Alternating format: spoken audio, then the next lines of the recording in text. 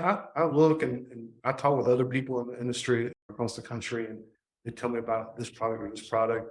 But when I really start hearing what it does for them, I said, I've got that. Why would I change for something that Sync already does for me and probably does better?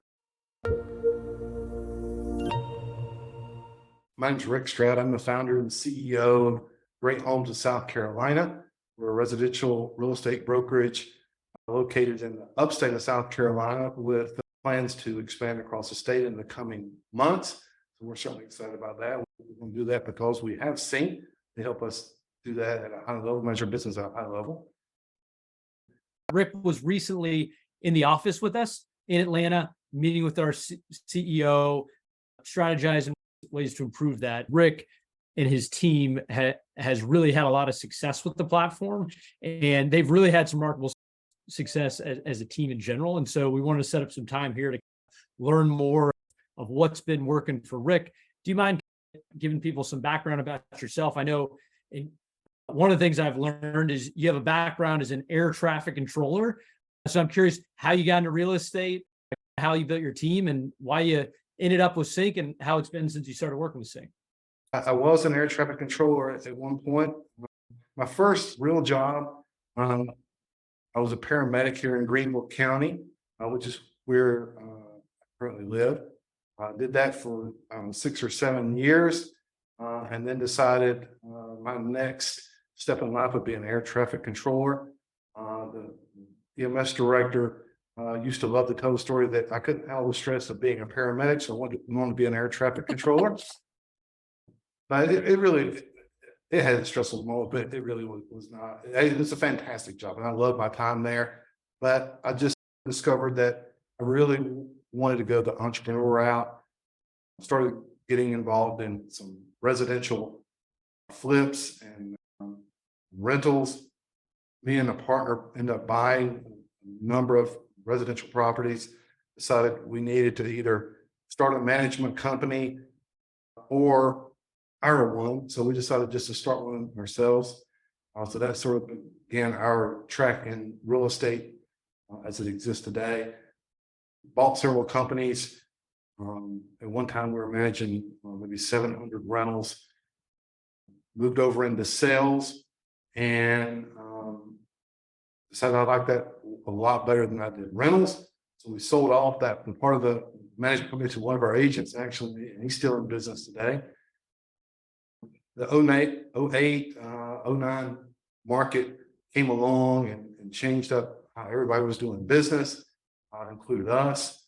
So I did a restart, worked alongside another friend of mine in real estate, and he did work with sellers and I worked with buyers. And that was fantastic working alongside my friend Dan. But in 2017, I decided really wanted to be back in the ownership game. So I started Great Homes of South Carolina, just with the idea that I wanted to run my company a little different than what I've seen other ones run. I really like the team idea, and that's really what pulled us into CINC. We were using another CRM at the time, and they just were not giving us what we needed. Had a call with, I believe his name was Will. He introduced us to CINC, brought us down for CINC, and that began our journey with CINC. And over the years, we've obviously looked at other platforms, and there's some shiny pieces, but when we really get behind the curtain, you realize that what we get from CINC isn't really available. It's not perfect, none of us are, but it allows us to manage our company the way that we want to manage it, the way we found it to be incredibly successful. Rick, I think one of the things as you were talking through there is as you moved right into going off on your own again in 2017, I know you had contacts and you've got referrals and friends and family you could utilize. As your team's grown, some of the feedback we get is sometimes people hit growth ceilings there. Sphere's the main critical component, but how do you guys think about and leverage online leads to augment how you guys build your pipeline? We bought leads from CINC since the very beginning, and online leads are great, there's not a lot of, not always right now business in there, but if you learn how to use the system and leverage how as you work it, those turn into business. I need to close business a year from now as much as I need to close business right now.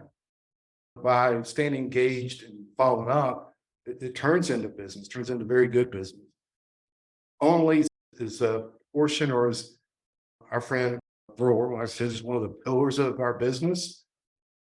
And that's what we teach our agents is let online leads that we're getting through CINC be a pillar. Let top 50 list be a pillar. Open houses, the list goes on and on, but having 4 main ones for each agent, it allows us to manage how they're running their business. CINC allows us to see behind the curtain for them. Are they on track? Are they growing the way they want? Are they keeping up with the people they've already closed? So we get repeat business. But we'll always be in a position of buying online leads, and we're actually about to up our spend so that we're buying even more because our agent count is growing. That's great. Looks like you guys are in a position, right, to grow with that. From an ROI standpoint, what are some of the metrics you look at that tell you that you guys should be increasing spend? Results wise, what have you guys seen? Yeah, it goes back to, I think, the conversation that Avro started back at the summit last year was giving a breakdown. And I think he's done an online seminar or webinar since then, just helping everyone better understand what he's seeing from looking at the system as a whole, making us look at some of our numbers differently. You hear people say all the time that the leads aren't good. I challenge any of them to let me see their CRM, and I'll tell them why, which is usually they haven't followed up with them, or they made that one call and they just didn't follow up.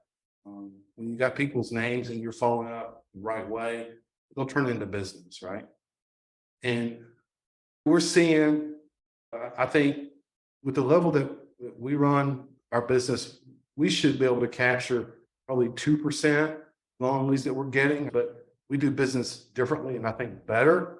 If you really focus on it and you give an agency the accountability that they need and they're making the calls daily, I think those numbers are real. And when you look at the cost per lead, which you ultimately turn into a cost per closing, it just makes sense. It makes a lot of sense. I'll spend $500 to make $8,000 as many times as you want to do it. Right. And that 8,000 just speaks to the the median price point in our market. Some markets it's actually far higher, but we're just under 300,000 as far as the median price point in the upstate of Greenville, upstate of South Carolina, rather. It's easy to justify that number. And so I guess it looks like you guys are about 25 to 30 agents. Yeah, on our team, we're 13 at the moment.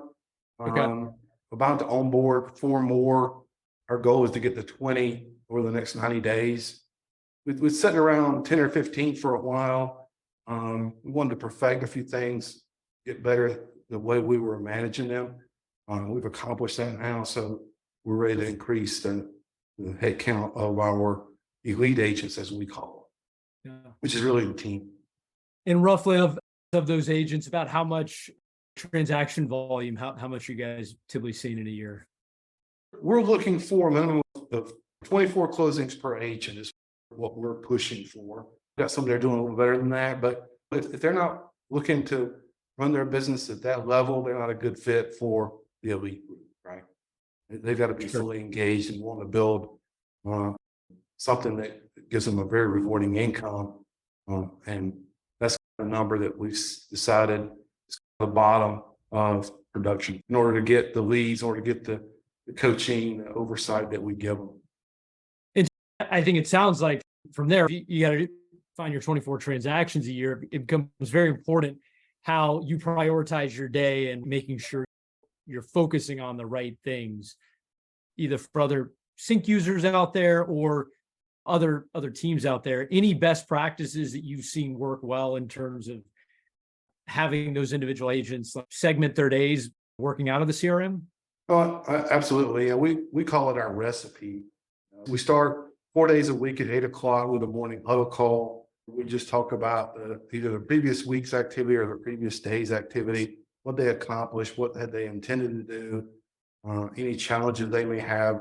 We're all learning from each other in terms of struggle they may have had, how they overcome it, maybe a pushback they got that we hadn't heard in a while. So we'll talk through that. So that's a vital part of how we produce at a high level. On Wednesdays, we meet in person for lunch. In fact, we just about a 2.5 hour meeting where we sit down together, talk about numbers at a bigger level, do some training, get updates from either one of our lenders or our closing attorneys. So we're constantly learning, and we know it requires that of us to operate a real estate business at a high level. Outside that, our production coach is meeting with them once a week, just take a peek at their database, make sure that the company leads in their database that they're managing, there's notes, there's no overdue reminders. They're getting better so that we're not having to go in there and fix things for them, but they know this because they know we're going to look, and just inspecting what we expect, and they keep getting better at it. And bringing on new agents, helping them develop high performance habits. That's a big part of why we're sitting down with them one-on-one every week. The typical schedule that we advocate is the morning call at 8, immediately following, do an hour of prospecting. And that means you should be making 50 to 100 calls during that hour, with the idea of trying to set at least one appointment from those calls. Once that hour's up, go into nurturing, you look at the reminders that you have, follow up with those. When that's done, do whatever admin work you got to do. We've got a TC that helps with most of their paperwork. And then in the afternoon, they should be out in front of people, whether that's showings or consultations or listing appointments, whatever that is.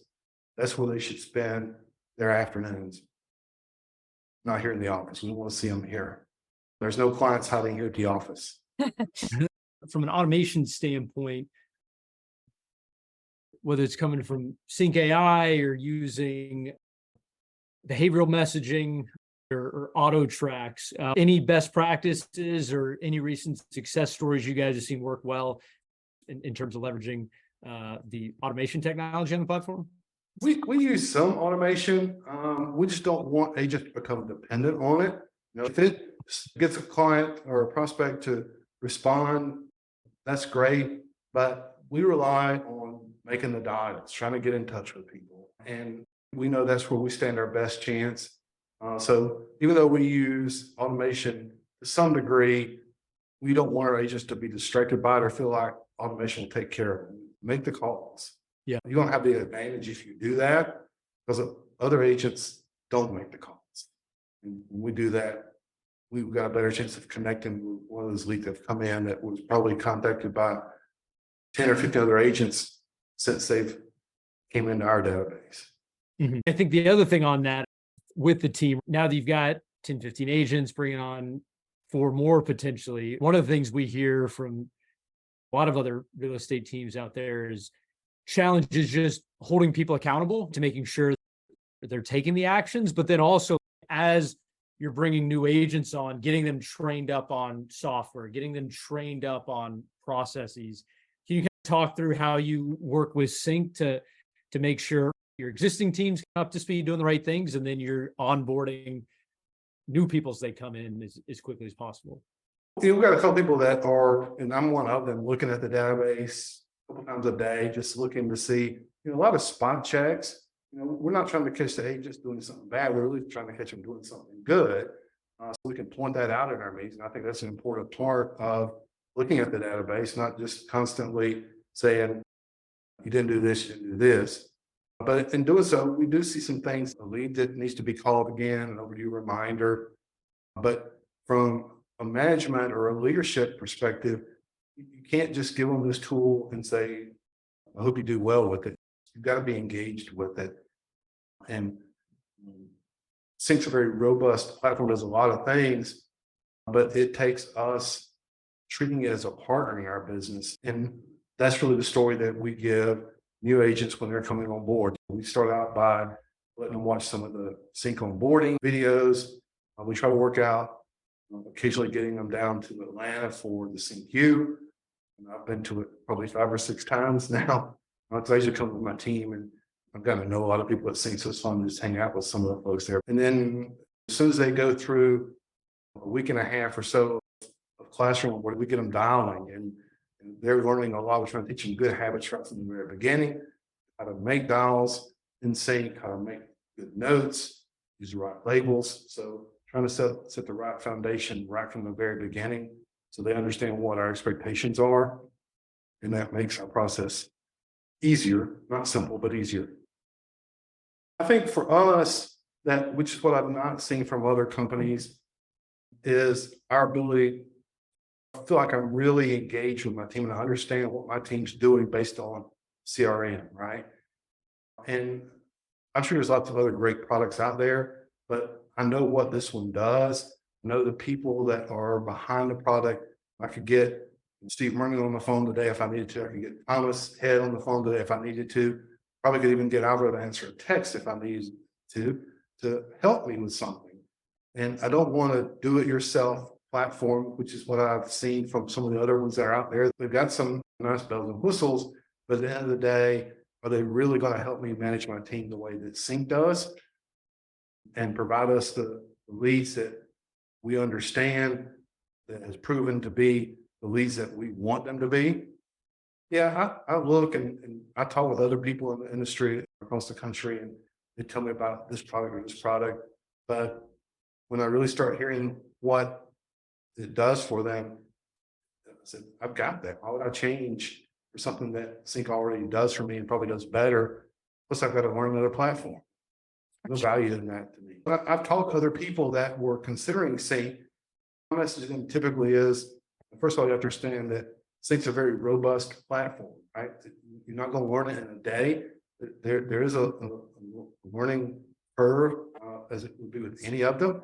You have to understand that, and you really got to dig down into what it really does, what it's designed to do, having good conversations with your account manager because they're just invaluable to the process. Don't try to do it without them because they can provide insight into what's going on and what we're missing. And we feel like Thomas is part of our team. We talk to him probably more than we should, but we're just reaching out to him and leaning on what he knows about what the other users are running into and how to best use the platform. That's what we're after, is to get as much from the platform as it will possibly give us.